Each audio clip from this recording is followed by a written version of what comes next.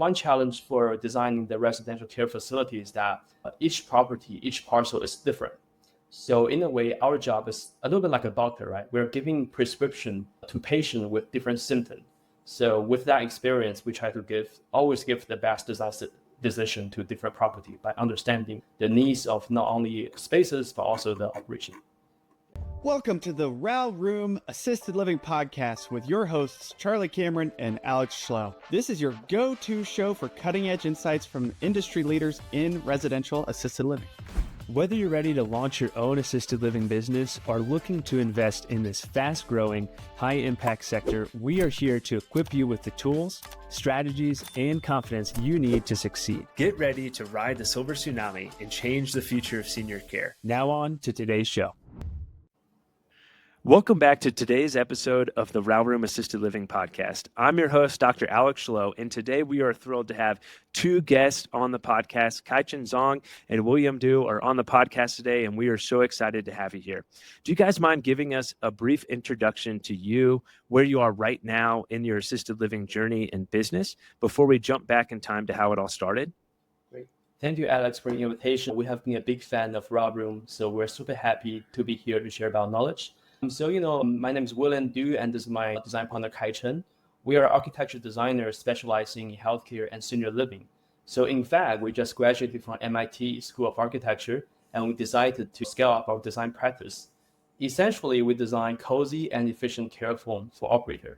And through design, our goal is to achieve a triple win. We design beautiful spaces for senior, we design efficient space for caregiver, and we boost the long-term real estate value for the operator. Currently, we're designing and building multiple projects across California. Most of them are six-bed residential care facility.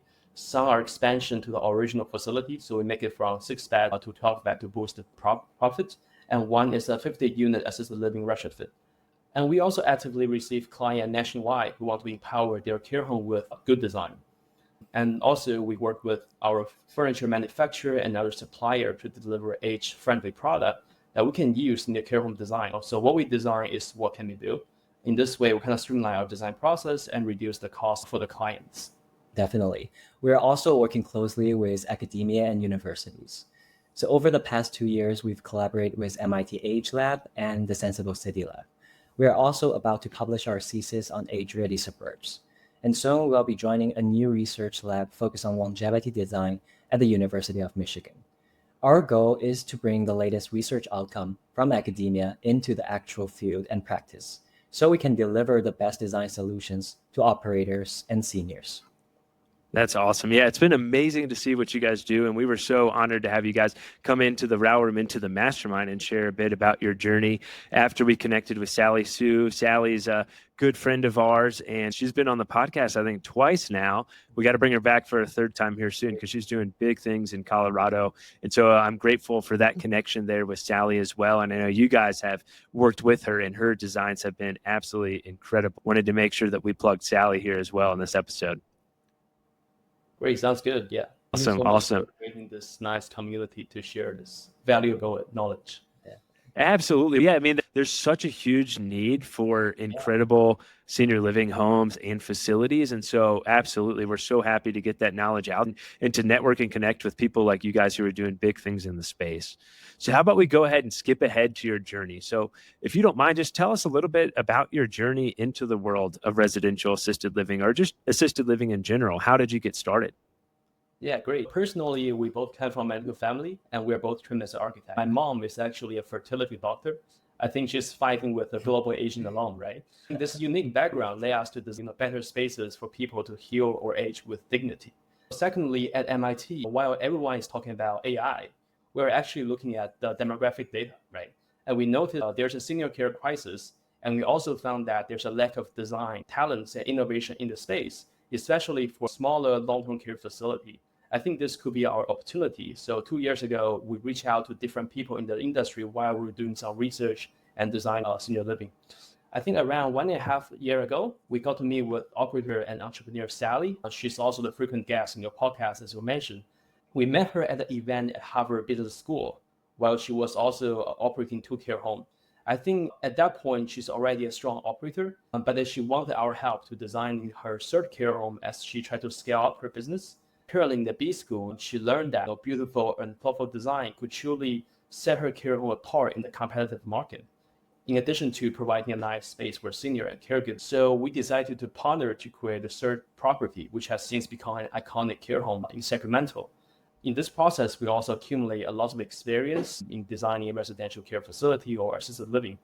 And after that, we receive more and more care home project commission, and we really enjoy this meaningful work. That's awesome. Yeah, it is incredibly meaningful work. And that's something we love so much about assisted living is a couple of things. The innovation, like there's a ton of innovation that is available, right? Like I feel like medicine and assisted living are in a similar realm in terms of there's a lot, hey, that's how we've always done it. And there's not a lot of innovators in the space. So that's what's so awesome about what you guys are doing, and that innovation, that design, using technology, all those sorts of things to really elevate the senior living experience is incredible. And then, of course, the silver tsunami, the demographics that we already talked about, right? There's an enormous opportunity in the senior living space. And that supply demand mismatch is going to be something that we're continuing to come back to as we're talking throughout this podcast and other podcasts on just how massive of an opportunity this is and how many grandmas and grandpas really need great care. So thank you guys for what you do in that regard. What has been a surprising challenge that you guys have faced when designing residential assisted living homes, and how did you overcome it? Actually, let's take a step back to the first home that you guys designed. What was a challenge that you faced when doing that? Yeah, that's a great question. One key challenge is the conflict between space and function, because we're trying to fit all the necessary functions into a relatively small single-family home, while balancing the needs for multiple stakeholders. In a residential care facility, you have seniors, you have caregiver, operators, and visitors or families, right? All of whom have different priority and constraint. So one way we tackle this challenge is by designing multi-functional spaces. For example, in our first care home, we created a beautiful tea room that served as a social hub for residents, a semi-private space for visiting family, and a small workstation for signing and paperwork for the caregiver. We also become an attraction with prospective visitors, because I think we're the only care home that feature a tea room in the area. I think so through good design, I think we can balance the function and aesthetics with the limited spaces. Another, I think, equally important challenge is how do we make big impact with the limited budget? Actually, because since we're trying to empower small business owners, we have to stay very nimble and creative and be aware of the consequence of our design, right?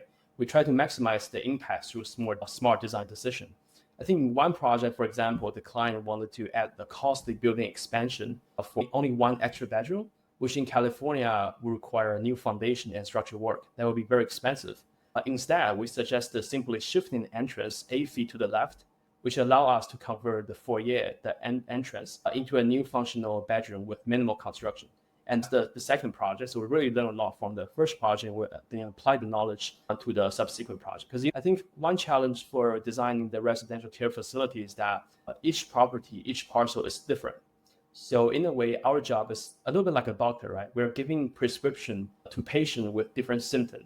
So with that experience, we try to always give the best design decision to different property by understanding the needs of not only spaces, but also the operation. Yeah, that absolutely. I like that analogy of a doctor and a patient, and the home is the patient there, and each home's going to be different.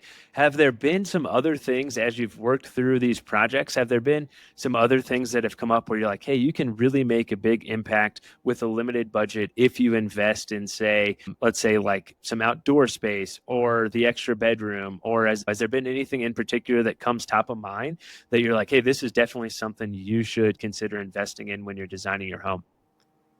Definitely. Before we answer this question, we want to first share a little bit story about a pivotal moment that helped shape our current design thinking in this. Yeah, absolutely. So one of the most pivotal turning points came during on-site research in Sacramento in California. So we were studying care homes in the same neighborhood and noticed a surprising contrast. Some of the care homes were thriving, while others struggled to attract residents despite having a very similar location and the same license types. That raised a fundamental question for us. What makes one care home succeed while another falls short? So digging deeper from that search outcome, we realized it wasn't just about operations or marketing. It came down to a design question.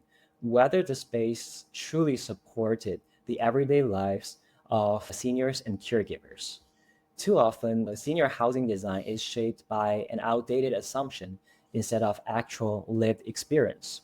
So, reflecting from that, we decided to flip the process a bit.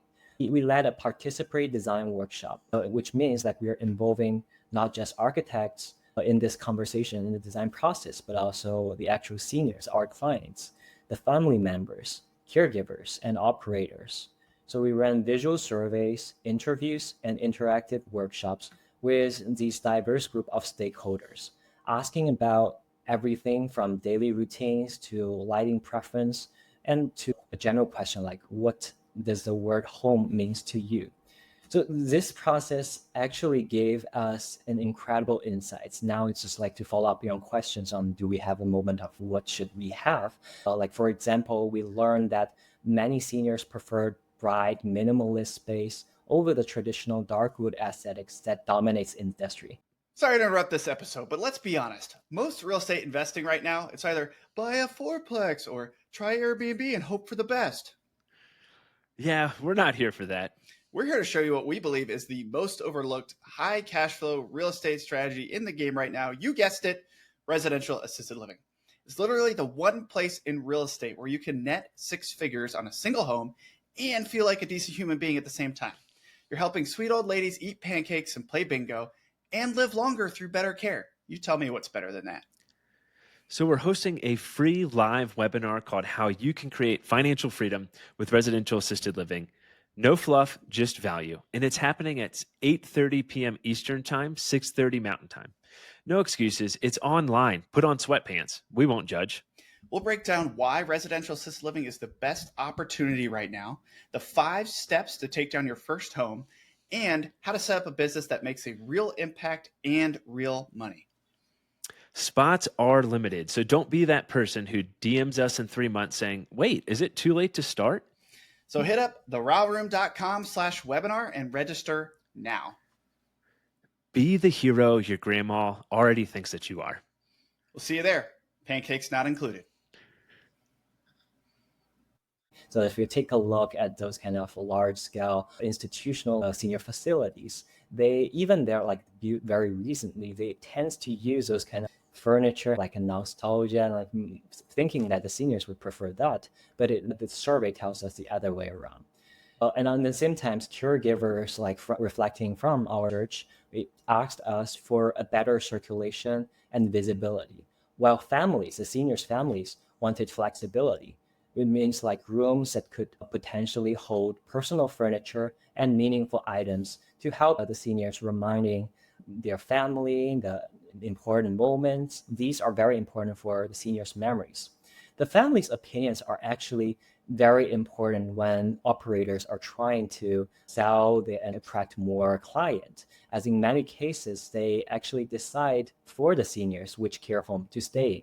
So these are things like not ordinary building code will ever tell you, but they make or break the living experience a lot.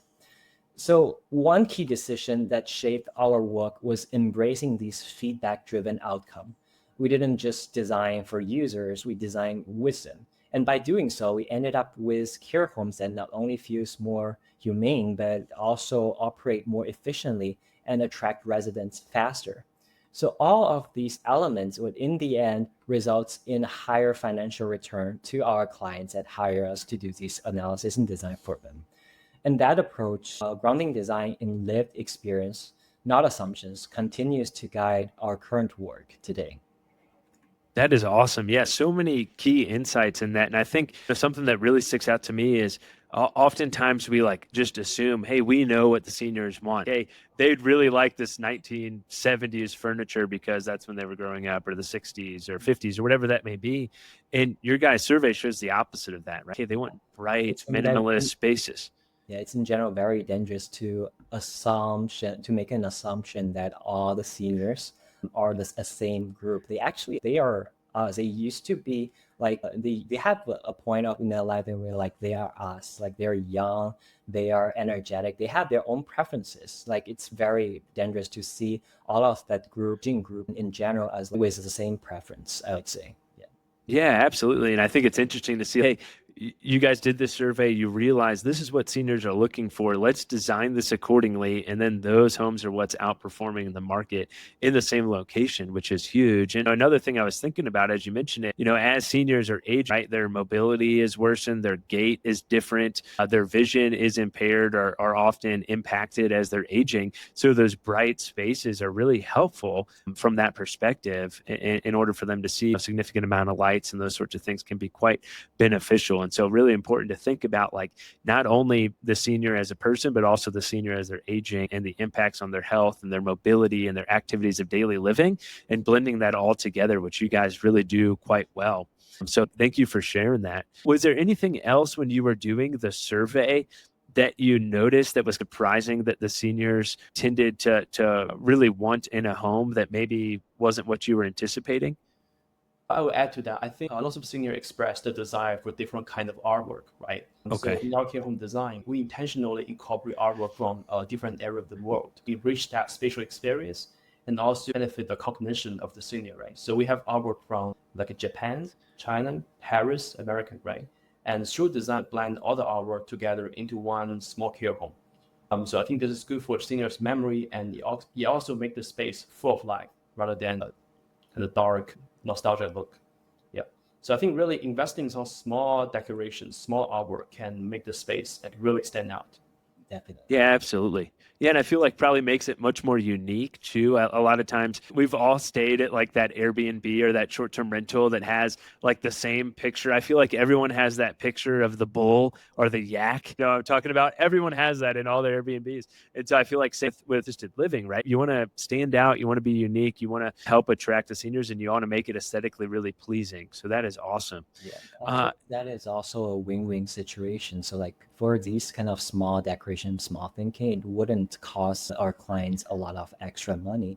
But instead, if let's say Sally, like she is like really scaling up in this process and trying to have like multiple care homes in the same neighborhoods or like further scaling up to a larger scale, this helps her branding a lot, branding her care homes a lot. And like by giving a theme to each of the care homes, it actually helps people to remember that, oh, hey, this is not just a care home, this is Sally's care home.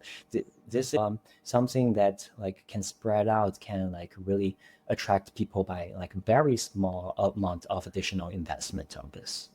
Yeah, agreed. And the residents really feel like that's home for them too, instead of just like an institutional setting, which is great. Do you guys mind sharing maybe one or two of your biggest lessons learned from your experience in the assisted living industry?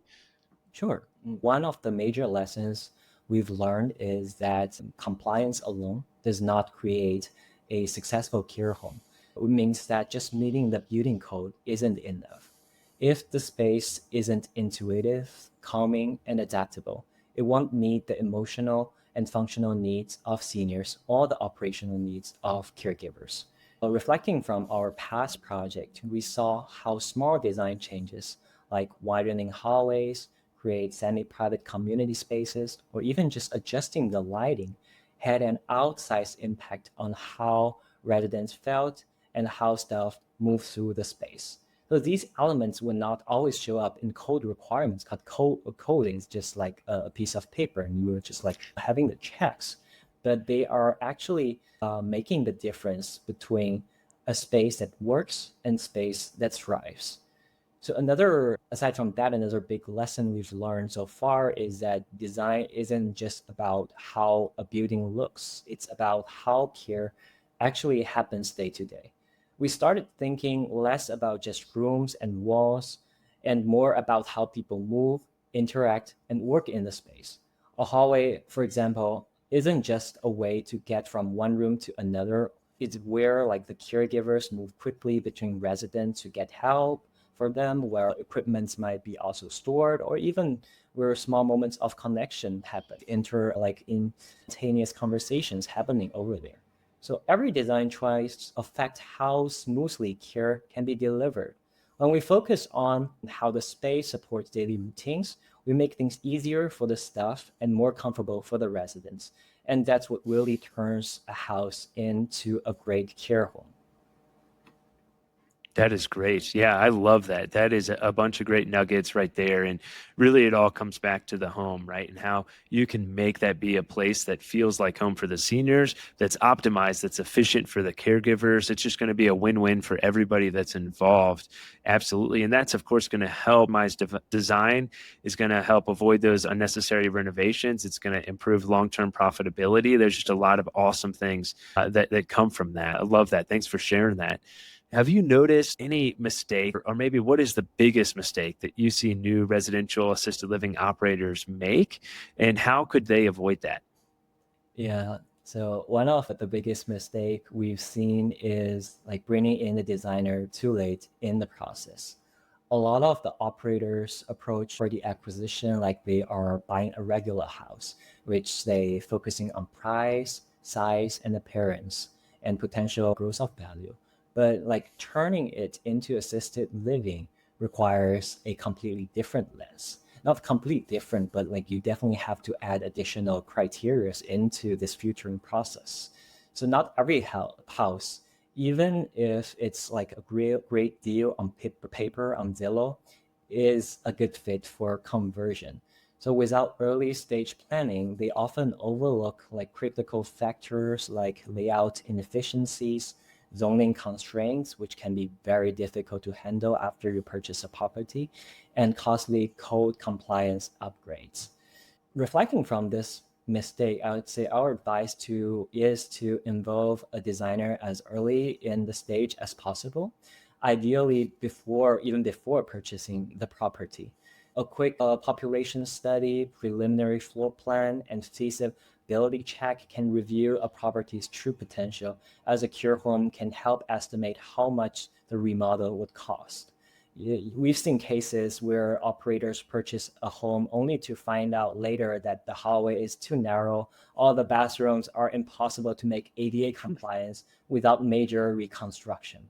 But at that point, you're already locked in, and fixing those issues after residents moving can be even more expensive as disruptive, and like you have to wait until all of the lease ends, and then you call for architects, for drafters, and like how construction. It's like a prolonged process, and you can potentially lose so much money that you would be able to earn like in the first place. Even if you're already own the property, it is also crucial to do a comprehensive design and planning process right from the start. So you're going to have to meet building code standards anyways. It is better to do it with a thoughtful plan than under pressure after operation have begun. So we've worked with experienced operator who realized too late that poor design choices are actually limiting their ability to serve residents well, and it ended up like costing them far more in lost revenue and emergency renovations. So avoiding these mistakes starts with asking the right question early and having the right team in place from day one. I think this is a very important lesson when we are like working with a few of our clients in the past. Yeah, I completely agree. I think real estate, investing, assisted living, senior living, all of it is a team-based approach, right? You're only going to succeed to really incredible levels if you have a good team behind you. And a lot of times I feel like folks are like, I don't want to pay for a designer. I'll just figure it out on my own. Well, it's exactly like you mentioned, right? That might lead to the last minute having to do a bunch of renovations that leads to a 12-month delay. Then you've lost a ton of revenue. There's reasons why we bring these folks on the podcast, on the show, because you guys are incredible at designing places. You're incredible at helping streamline that process so that you can avoid those missteps. And so folks can get operating sooner, generating that revenue sooner, and taking care of seniors sooner. And so it's really important to build a great team and to think through that design process even from the beginning, because that is really going to impact your ability to deliver high quality care. Definitely. Awesome. Let's pivot a little bit towards current industry trend and the future outlook of assisted living. So what are the biggest trends that you guys are seeing in the assisted living industry right now, especially in residential assisted living, but even just senior living as a whole? What are some big trends that you're seeing at this point? Yeah, that's a great question because that's basically our 200 pages thesis at MIT, right? So Yeah. I think high level, when we look at the senior living, we see a shift from large facility like CCRC to smaller residential care facility, right? There are multiple reasons. The first reason is that large facility is very expensive. It takes a lot of money to build it, and it takes a lot of time to build it. So and only maybe 5% or 10% of rich client can afford that expensive CCRC or big box facility. So there's a demand side problem because the price, and there's a supply side problem of the difficulty to build a large facility, right? So we really see a demand for a more nimble, smaller residential assisted living facility, right? Because you can simply turn a large single family home or a weekend residential parcel into a value creation senior community. That's exciting for urban planner and architect like us, right? In fact, if we look at the American suburb, there are so many opportunities. The house is big, the backyard is big, right? So why just build something ground up? Why don't we build a senior care community in the residential areas? I think that's one trend we believe. And second trend is pretty obvious, is the integration of the technology, right? For example, we're at MIT, we're actively looking at applying robotics or sensor into the care home to streamline the operation. I think we may not need like revolution technology, right? Because like autonomous robots are still 20 years, but I think the extension of current technology can really benefit the care home. But the developers should have a clear understanding of what the senior or what the caregiver needs. Another innovation more relevant to design and architecture is the modular construction. As we mentioned, we want to add expansion to 6-bed facility in California. So streamline that process to save money, reduce noise, and do it quicker. We are also talking with some modular construction company. I think this could be one solution to expand the care facility. That's good for the operation, obviously. And I think the third point is more important, more interesting. We see a strong value creation potential through acquisition in this highly fragmented market. So by acquiring underperforming care home and improving both operation and then the physical environment, a professional team can transform them into successful and effective business. In fact, we're helping Sally to acquire one like 50-unit assisted living near Bay Areas. And that's a very important deal, right? Because the owner is already, I think, around 80 years old. So he really wants to exit. But then he doesn't want to exit to large capital because he thinks that the private capital can ruin his legacy, right? Because the best way is to basically demolish that care home and then build like 10 single-family home on it, right? So of course he doesn't want to do that. So he's looking for young, talented teams, and I think we're the suitable candidate for that. So while Sally is handling the financial and business aspect of the acquisition, we show him our design vision through a realistic render, and we convince we will actually build on his foundation to make this business great again. So that's quite important. And with that being said, we see the rising importance of design going forward. I think good design can let the care home to be more efficient and more profitable and more resilient in its uncertain economy. And in fact, we have a placement agent. They told us, because we get a project in the Rosemary area, which is very competitive. There are lots of care home there, right? And then the placement agent told us, you have to design something unique to stand out from the market, right? Otherwise, every care home is the same. So I think I see the value of design when in concert with operation and real estate. Yeah, absolutely. Man, those are all great trends. I completely agree on all the above. We're definitely seeing a shift more towards residential care. And I think it's interesting, and a great point that you made is that it's actually cheaper to live in a residential assisted living home than it is to be in a big box facility. And a lot of times when we're talking to folks, they hear the numbers of, oh, well, the monthly rate is $5,000 or $6,000 or whatever that may be. And they don't even think about like how expensive it is to go into a big box facility where typically you have an entrance fee, which may be tens of thousands or hundreds of thousands just to get on the list. Then you get in, then they have their base rate, which may be the 5,000 or 6,000. And then there's all these add-ons that happen as well. And residential care homes typically tend to just be all inclusive. You pay this one monthly resident rate, and that's what it is. And it's oftentimes quite cheaper and way better care that the residents are getting. We recently had in the mastermind, we had Dry IQ come talk with us, the founder of Dry IQ, and they're doing some really cool, innovative stuff with diapers, essentially, to be able to use AI and sensors to detect when seniors have soiled themselves and That way it alerts the caregivers to quickly change them. So it's going to eliminate the increased risk of urinary tract infections and pressure ulcers and all these sorts of things. So that's a perfect example, as you mentioned, on how technology is really changing the game as well. And I completely agree that obviously you guys are the experts on design, but that can make such a huge difference. And I think about the Airbnb space or the short-term rental market. It used to be everyone could open a short-term rental and they'd make a lot of money, especially during COVID, right? And then people realize, hey, this needs to be a really unique property. It has to have a great design. It needs to be in a great location. We're going to see the same things here, right? You get what you pay for. And if you put in the effort to have a really great design and a really efficient floor plan, you're going to be able to charge more. Your residents are going to be happier. They're going to get better care, and the families are going to be happier. It's just a win-win all around. So those are some really great trends. And I would think that you guys all feel that the future outlook for assisted living is pretty strong. Is that correct? Yeah, I think there's a bright future for residential or assisted living. In addition to the expensive CCRC, another reason why people choose assisted living is that usually it's more cozy because it feels more familiar because we converted that from a single family home. And the scale, the services, and then the social circle are definitely better for, I think, for 80%, according to average, right? So we have interviewed a lot of elderly, and one elderly living in CCRC before, and she said she has to reintroduce herself 10 times every day because it's just too big. Yeah.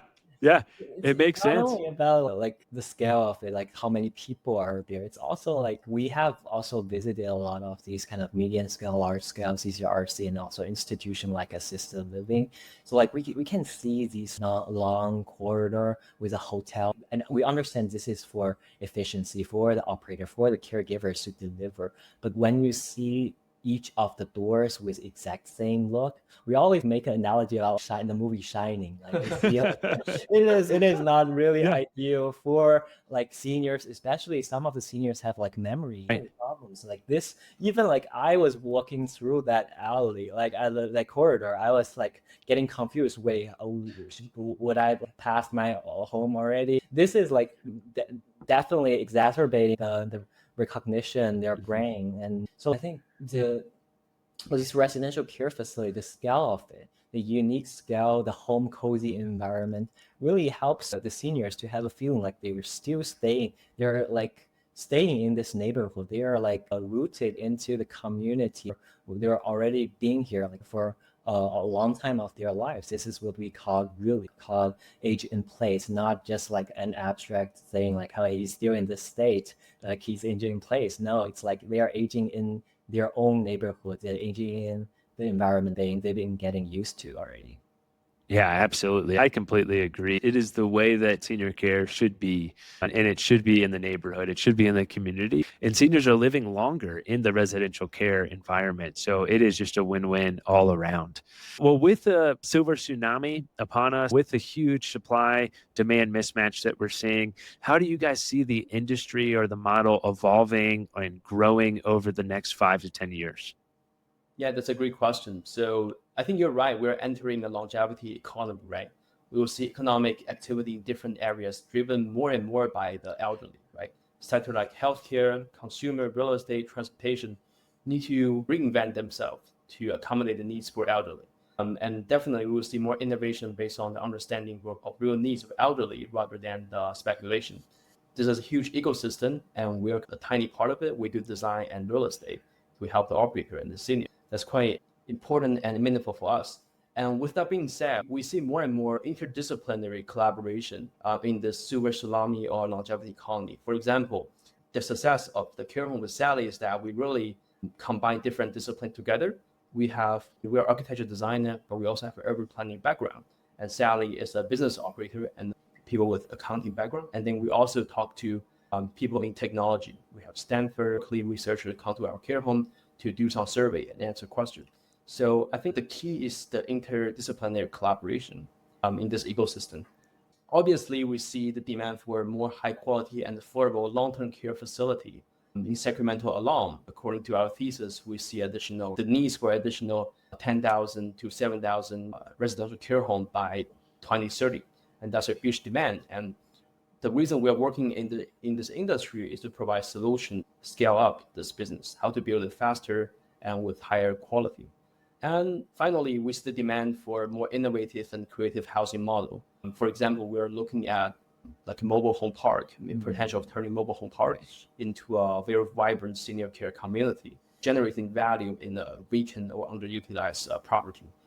One of our ambitions is also kind of build a dementia village in the US, right? There are lots of dementia village in European country, but due to the zone constraint, different constraint in the United States parts. But we're actively working with a potential client to achieve that goal, along with Sally.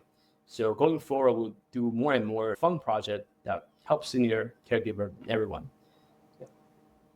That's awesome. Yeah, there's so much opportunity for innovation, for change, and collaboration, which is what makes it so exciting. And we tell folks all the time, assisted living is such an incredible investment opportunity because there's so much potential for growth.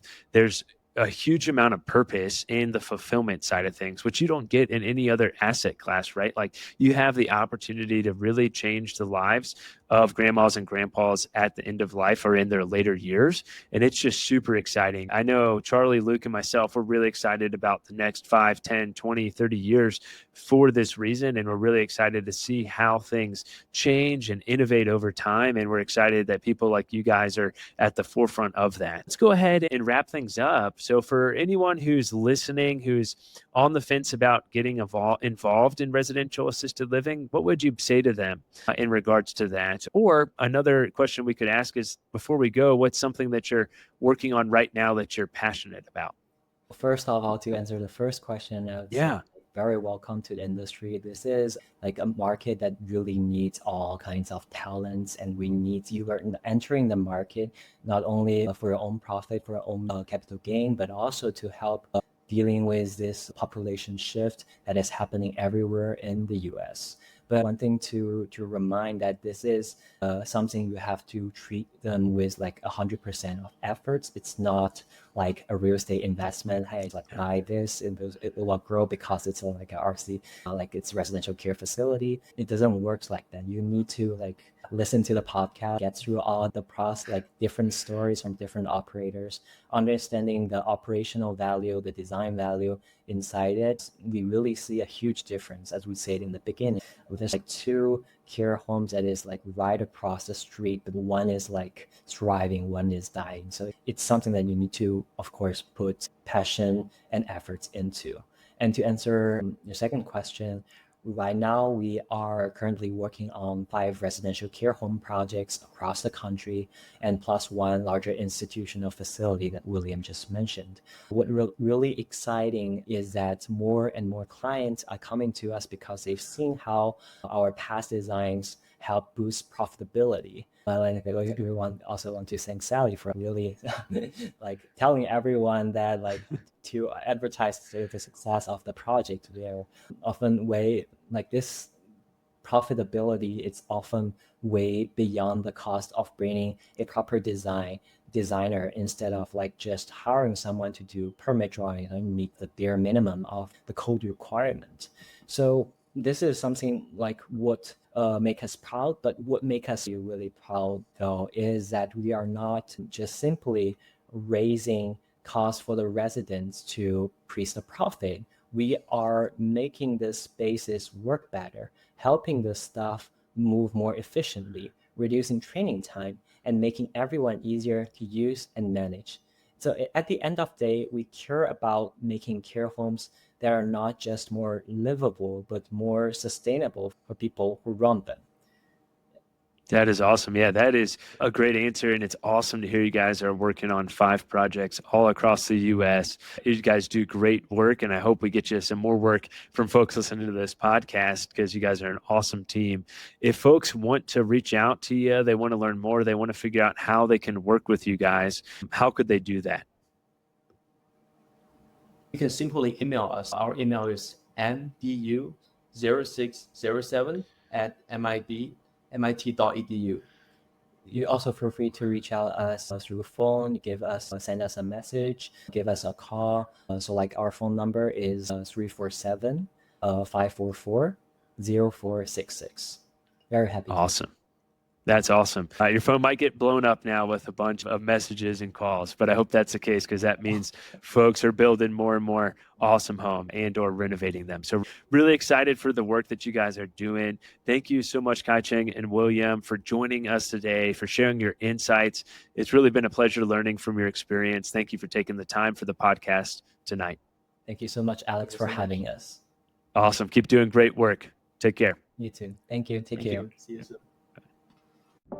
Thank you for tuning in to the RAL Room Assisted Living Podcast. We hope you found today's episode insightful. If you enjoyed it, make sure to leave us a raving 5-star review. And a quick review helps more listeners find the show and more seniors get the exceptional care they deserve.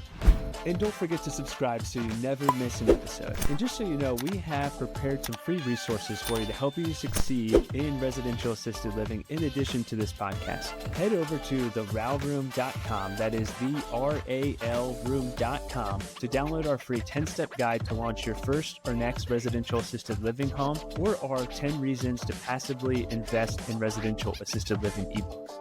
And if you're ready to take the next step and make real moves in the RAL industry, join us in the RAL Room Mastermind. It is an exclusive community where we deep dive into everything you need to launch and grow your own residential assisted living business. You'll get access to recorded courses, live calls with industry experts, a RAL calculator, resources and tools, like-minded entrepreneurs, funding opportunities, and an expert networking community to help you along your journey. Be sure to join us next time on the RAL Room Podcast as we continue to explore the world of residential assisted living with more great guests. See you then.